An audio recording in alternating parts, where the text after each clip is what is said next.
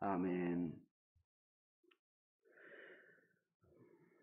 할렐루야. 오늘도 이 말씀 속에서 하나님의 놀라운 은혜와 사랑을 경험할 수 있기를 바랍니다. 오늘은 많은 교회에서 맥추감사주일로 지키는 주일입니다. 비록 우리가 절기 헌금을 내는 절기로서의 맥추감사주일은 지키지 않고 있지만 그래도 한 해의 반을 지나가면서 우리 마음속에 이 감사하는 마음만은 잊지 말고 있어야 하지 않을까 생각을 합니다. 분명 성경에는 맥추감사주일이라는 말은 없어요. 하지만 시기도 좀 다르고 지내는 방식도 다르지만 성경에 맥추감사주일과 아주 비슷한 절기가 하나 있는데 그것이 칠칠절입니다. 구약이나 유대사회에서 이 3대 절기를 한다면 유월절, 그리고 칠칠절, 장막절을 들 수가 있습니다. 그 중에서 오늘 말씀의 주제는 칠칠절로 잡아봤습니다. 저는 오늘 이 칠칠절이라고 하는 절기가 가진 의미들을 살펴보면서 오늘을 사는 우리들에게 주시는 하나님의 은혜를 찾아보려고 합니다. 자, 원래 칠칠절은 오늘 우리가 방금 읽은 본문 말씀 신명기 16장 9절에서 12절을 근거해서 하나님께 그해 첫 수확을 드리는 절기가 칠칠절이 되겠습니다. 근데 왜 이때 첫 열매를 드리는가?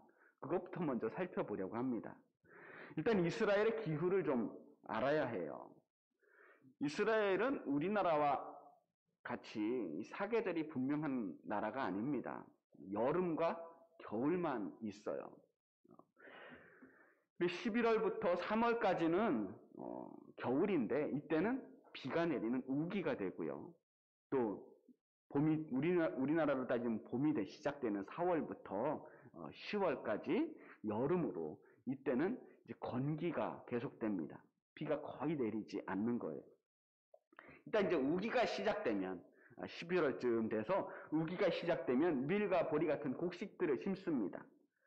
그럼 이제 비가 내리겠죠. 그럼 곡식들이 무럭무럭 자라나는 거예요. 그러다가 겨울에 이 우기가 끝나고 나면 이제 4월쯤 되는데 그때가 6월절이에요. 이 6월절 무렵부터는 이제 비가 내리지 않는 겁니다. 건기가 시작되는 거예요. 그럼 이제 곡식들이 점점 말라지겠죠. 근데 곡식들이 그렇게 오랜 기간 동안 비가 내리지 않으면 다 말라 죽어야 할 것 같은데 그렇지는 않아요. 시골에서 농사를 지어보신 분들은 아마 조금 이해가 될 수 있을 것 같습니다. 논농사를 짓다 보면요. 보통 논에는 물이 가득해요. 근데 봄부터 여름까지 벼농사의 가장 주된 일이 뭐냐면 논에 물 대는 겁니다. 그런데 찬바람이 불고 추수할 때가 되면은 논에 더 이상 물을 내지 않습니다. 있는 물도 전부 다 빼요. 그러면 이제 벼가 생각하기를 뇌가 있는지 모르겠지만 벼가 느끼기에 위기 상황이다 라는 것을 알게 돼요. 그래서 땅바닥에 있는 물을 전부 다 빨아들이는데 그러다가 더 이상 땅에서 물이 올라오지 않게 되면 이제 내가 죽을 날이 얼마 남지 않았다라는 걸 본능적으로 알겠죠. 식물들은 죽기 전이면 죽을 때가 되면 자기 종족을 번식시키기 위해서 자기가 가지고 있는 씨앗을 더 빨리 연글게 하려는 속성이 있대요.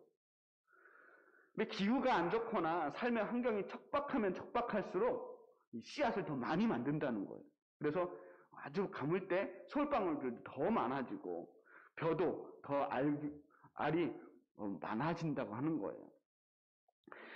이 모든 영양소를 자기 다른 곳으로 보내는 것이 아니라 전부 다 알곡으로 보내기 때문입니다.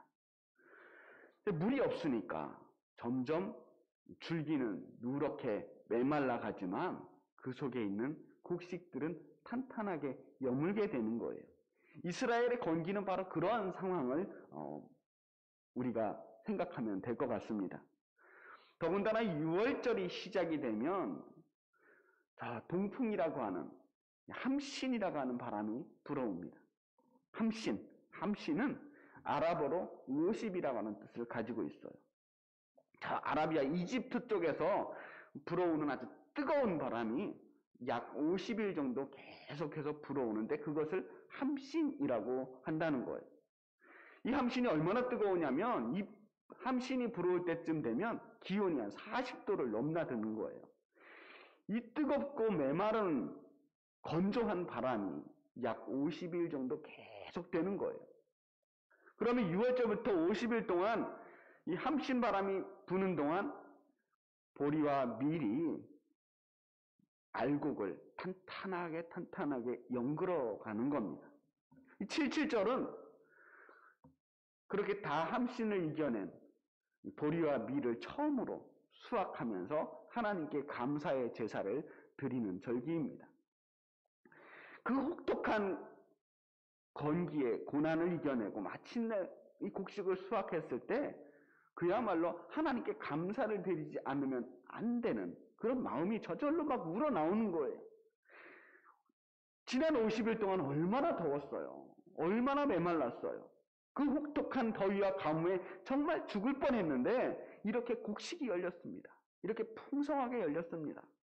이것이 다 하나님의 은혜입니다. 라고 하는 고백이 저절로 나오는 거죠. 그래서 그들은 첫 번째 수확을 모아서 하나님께 드리며 감사의 예배를 드립니다. 이 77절은 이렇게 농경사의 감사절기로서의 의미를 가지고 있어요. 하지만 또 한 가지 의미를 가지고 있습니다. 77절의 두 번째 의미는 이스라엘의 역사적인 의미를 담고 있습니다. 출애굽기 12장에 보면 이스라엘이 6월절 이후에 6월절을 마치고 이스라엘 백성들이 애굽을 탈출해 나가는 장면이 시작됩니다. 그리고 그들이 출애굽의 여정들을 겪게 되잖아요. 홍해를 건너고 마라의 쓴물을 지나서 엘림을 지나 그리고 신광야를 지나 르비딤을 지나서 차차 그들이 이 광야 생활을 겪게 되는데 그곳에서 그들은 많은 일들을 겪게 됩니다. 만나와 메추라기의 은혜를 경험하기도 하고 아말렉 족속과 싸우기도 하고 정말 고생을 하는데 그러다가 그들이 마침내 도착한 곳이 어디냐면 시내산이에요. 그리고 이 시내산에서 모세는 마침내 하나님과 만나게 되는 겁니다. 이 출애굽 사건은 이스라엘 백성들에게 정말 기쁘고 감격스러운 순간이죠. 하지만 출애굽이라고 하는 것이 곧 고생의 끝이 아니었어요. 애굽은 빠져나왔지만 그들을 기다리고 있는 건 메마르고 척박한 광야였습니다.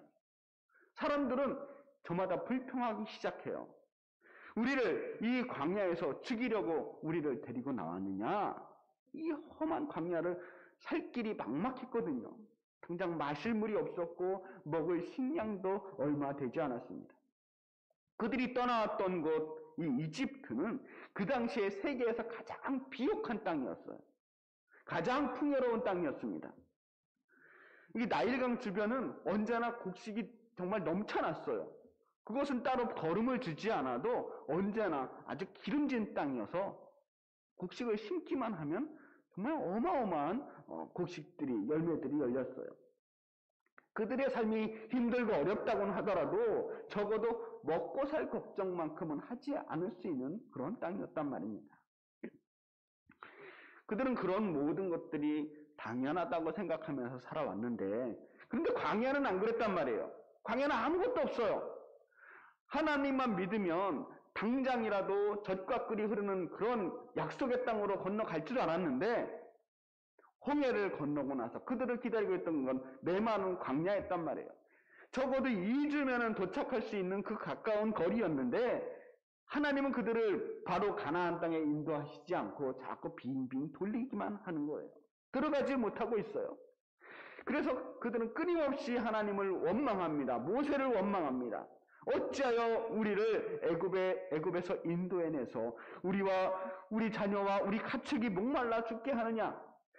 애굽에 매장지가 없어서 당신이 우리를 이끌어내어 이 광야에서 죽게 하느냐? 어찌하여 당신이 우리를 애굽에서 이끌어내어 우리에게 이같이 하느냐? 이스라엘 백성들에게 이 광야는 정말 견디기 힘든 고난의 시간이었어요. 누구에게나 광야는 힘든 시간이에요. 하지만 다른 차원으로 본다면 이 광야야말로 이스라엘 백성에게 꼭 필요한 시간이기도 하다는 거예요.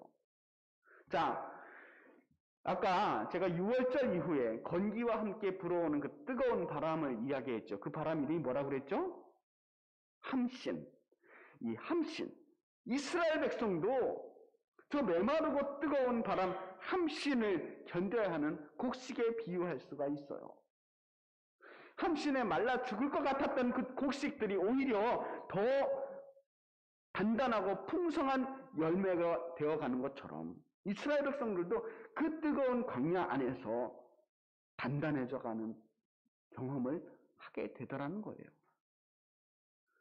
6월절에 그들이 애굽을 탈출했는데 공교롭게도 50일이 지났을 때 모세는 시내산에서 하나님을 만나요.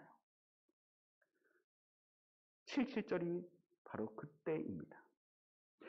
광야를 지나가지 않고는 시내산에 도달할 수가 없어요. 그 뜨거운 광야 안에서 그들은 메마르고 죽어갈 것 같았지만 사실은 하나님께서 그들의 믿음을 단단하게 키워내시는 거였어요.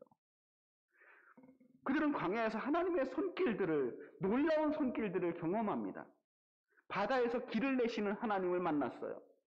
마라에서 쓴 물을 단물로 바꿔내시는 하나님의 은혜를 경험했어요. 광야 한가운데서 선물처럼 주시는 엘림의 그 놀라운 오아시스를 보기도 했습니다. 날마다 하나님께서 은혜로 내려주시는 만나와 메추라기를 먹으면서 하나님이 없으면 살 수 없는 그 놀라운 은혜도 경험했어요.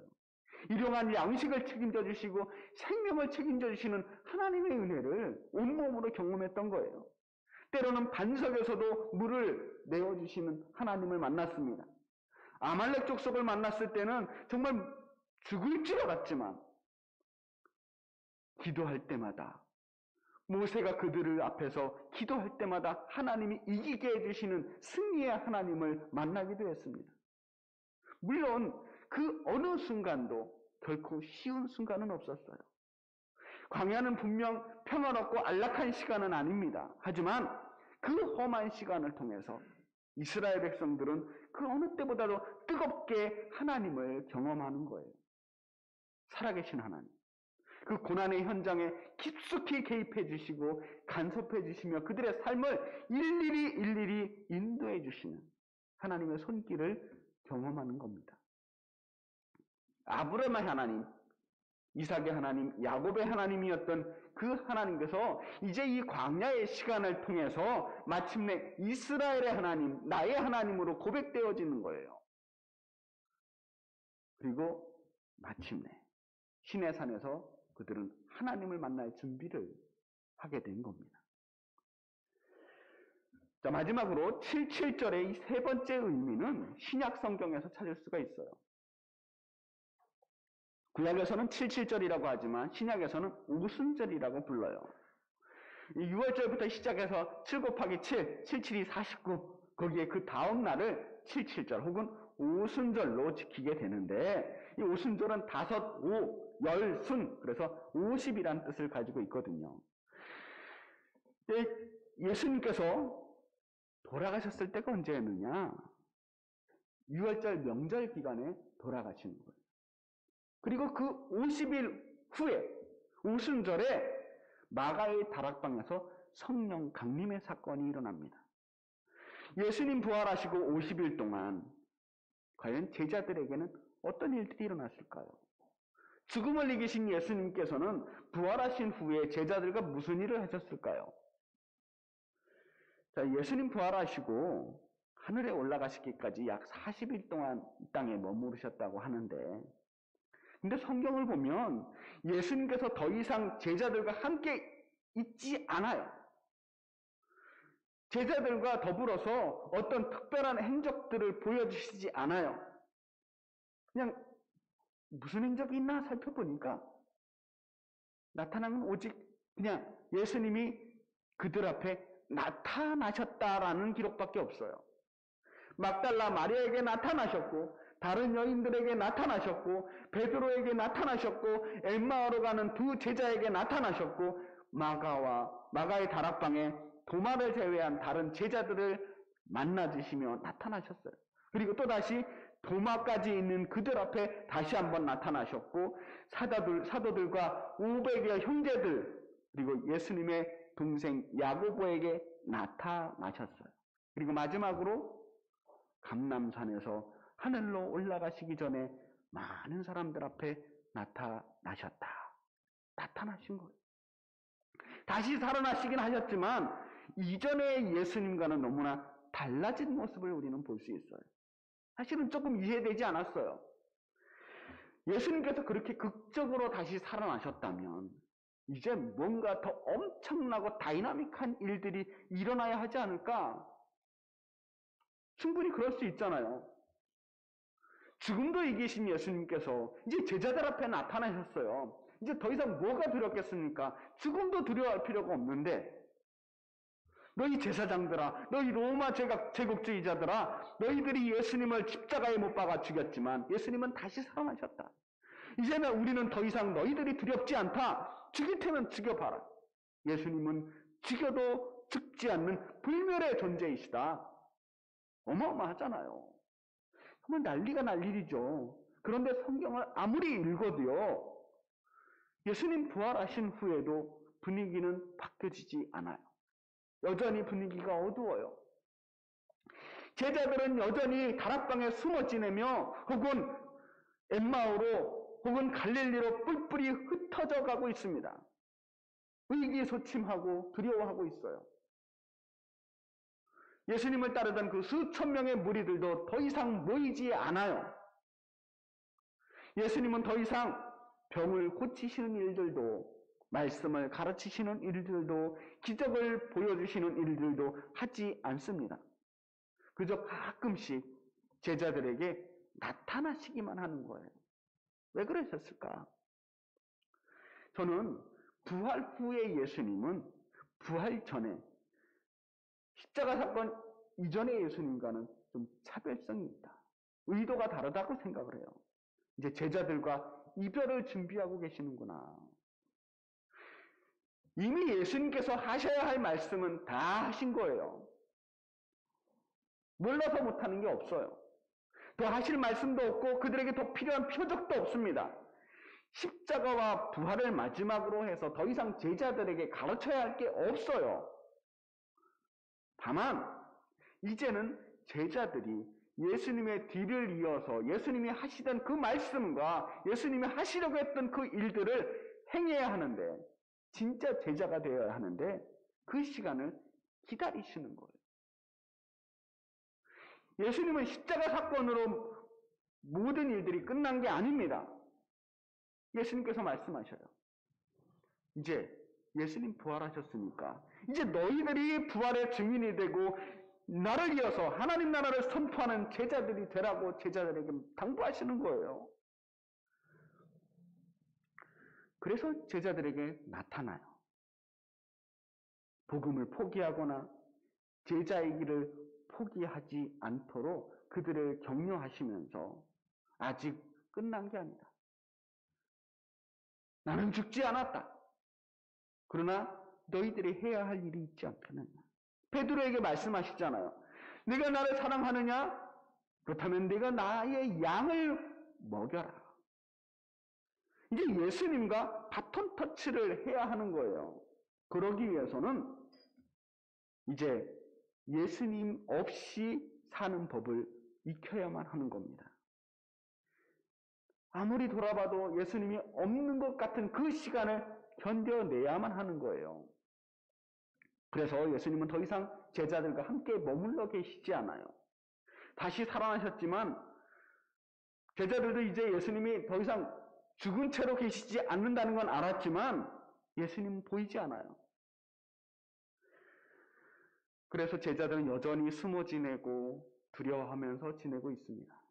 그 50일 동안 끔찍한 외로움과 두려움의 시간, 때로는 예수님이 안 계신 것 같고 때로는 예수님께 버림받은 것 같았던 그 절망과 실패의 시간을 견뎌내야만 했던 겁니다.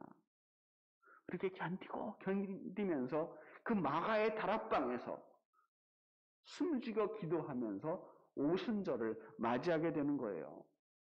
그리고 마침내 그곳에서 하나님의 불꽃처럼 임하는 성령의 임재를 경험하는 거예요.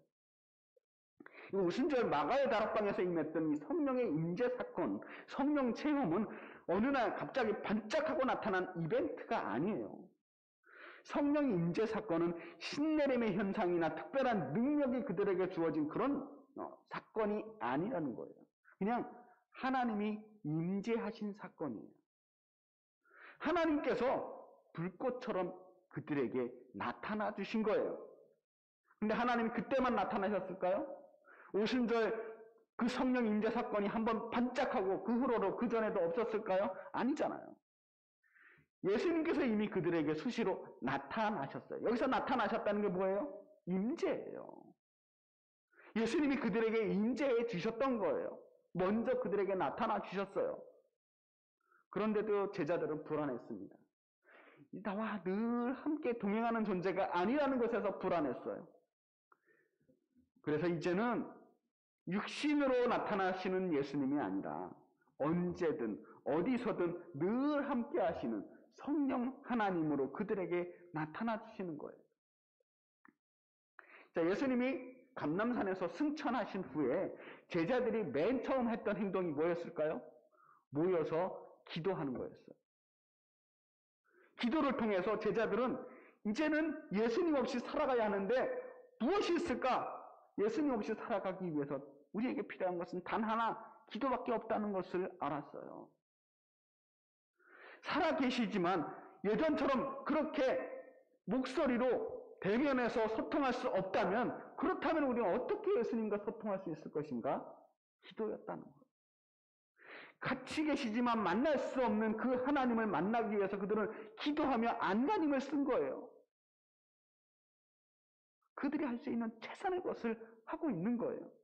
그리고 그렇게 기도하는 중에 오순절에 성령 사건이 일어나는 겁니다. 6월절에 돌아가셨던 예수님께서 오순절에 성령으로 임하셨다. 제자들에게 6월절 이후에 그 50일, 그것은 곡식이 함신을 견뎌야 했던 그 고난의 시간과 비교될 수 있지 않겠습니까? 그동안 그들은 얼마나 낙심했을까요? 절망과 실패, 죄책감과 부끄러움, 슬픔과 무기력, 그 모든 부정적인 생각들이 그들을 사로잡고 있었을 거예요. 그런데 그 고난의 시간을 견뎌가면서 제자들은 점점 더 변화해 갑니다. 더 이상 이제는 예수님 뒤만 졸졸 쫓아다니던 그 철없는 제자들이 아니었어요. 어느 순간 그 고난의 시간을 이겨내는 동안 자기도 모르는 사이에 진짜 제자가 되어가고 있었던 거예요.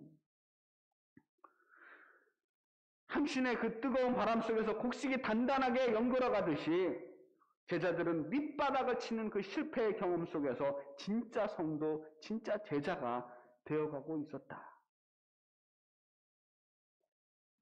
오늘날 우리는 어쩌면 이 함신의 시대를 살아가고 있는지 모릅니다.